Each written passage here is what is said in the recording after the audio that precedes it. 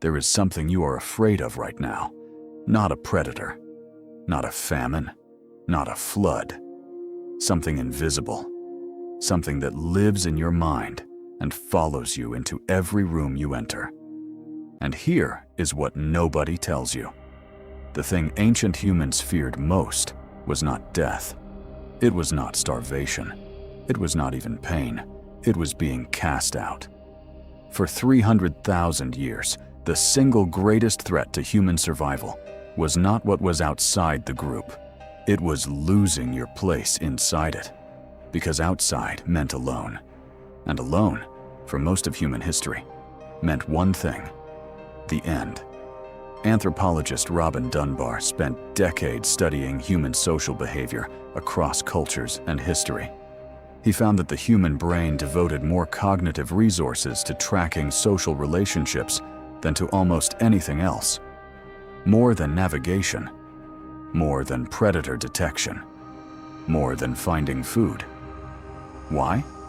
Because in the ancestral environment, a single person alone could not hunt large game, could not defend themselves through the night, could not survive illness, could not raise children. The group was not a comfort. The group was the only technology that worked. And so your brain evolved to fear social exclusion the way it fears death. Because for most of human existence, they were the same thing. This is why public speaking terrifies more people than dying. This is why being ignored hurts more than being hit. This is why one critical comment in a room full of praise can silence everything else. Your brain is not being irrational. It is running a survival calculation that is hundreds of thousands of years old. Neuroscientist Naomi Eisenberger proved what your body already knew. She put people inside brain scanners and had them experience social rejection, being excluded from a simple online game.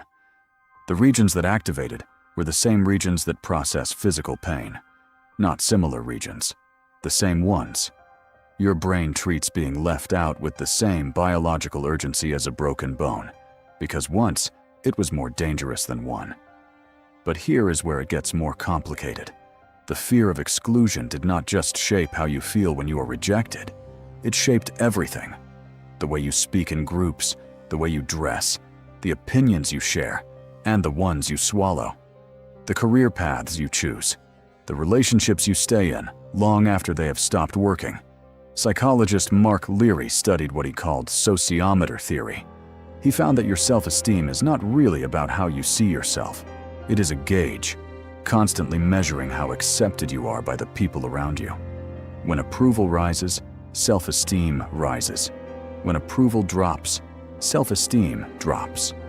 Not because you chose it, because your brain built the system that way. You were never really evaluating yourself.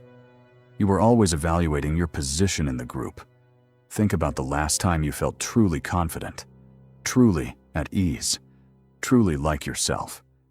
Chances are you were surrounded by people who accepted you completely, not because confidence comes from inside, but because for 300,000 years, your inside was calibrated by your outside. And now consider the modern world. You are no longer evaluated by a small group of 150 people who know you, who depend on you, who will still be there tomorrow. You are evaluated by strangers, by algorithms, by comment sections and follower counts, and performance reviews, and social media metrics that change by the hour.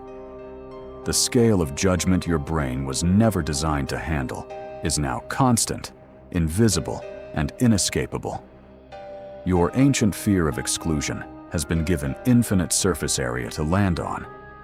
This is why so many people today feel a low-level anxiety they cannot name, a sense of not being enough that has no clear source, a hunger for approval that is never satisfied no matter how much they receive. It is not weakness, it is not vanity. It is the oldest human fear meeting the newest human environment and finding no safe place to rest. So what do you do with this? The first step is the hardest. You have to stop treating the fear of exclusion as a personal flaw and start recognizing it as ancient hardware. It is not evidence that you are broken. It is evidence that you are human. The second step is smaller than you think. Research by psychologist Brené Brown found that the antidote to the fear of exclusion is not approval. It is belonging. And belonging is not the same thing. Approval is conditional. It requires performance. It requires maintenance. It requires you to keep earning it. Belonging asks something different.